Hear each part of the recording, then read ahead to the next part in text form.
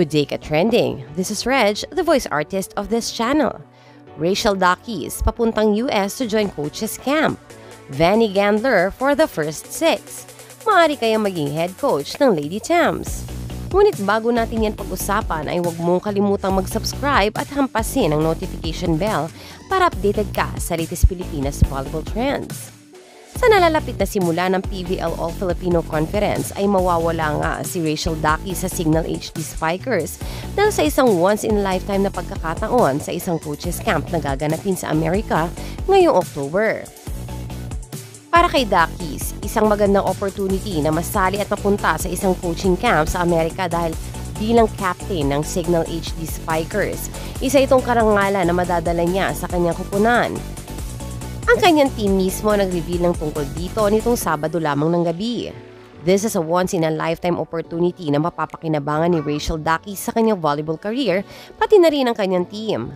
Ayon sa kanyang team, ang buong Awesome Nation ay laging nasa likod mo, Queen Rad. Good luck and keep representing #TeamAwesome. Expected na makakasabay ang pagpupursige ng coaches camp ni Daquis sa season-ending 2023 PVL All-Filipino Conference na magsisimula sa October 16. Hindi pa alam ng HD Spikers kung gaano katagal mawawala si Daquis sa kanyang team. Pag-usapan naman natin na since mawawala si Rachel Daquis sa Signal HD Spikers ng pansamantala, posible na ang pumalit sa posisyon niya ay si Vanny Gandler bilang isang open hitter. Alam naman natin na malaki ang naging improvement at maturity niya ka-trending mula nang mapunta siya sa Signal. Kaya posible din na malaki ang mai-contribute nito sa kanyang team at makikita natin ang bagong magiging tandem sa HD Spikers na Gandler at Gonzaga this season na magsisimula sa October 16.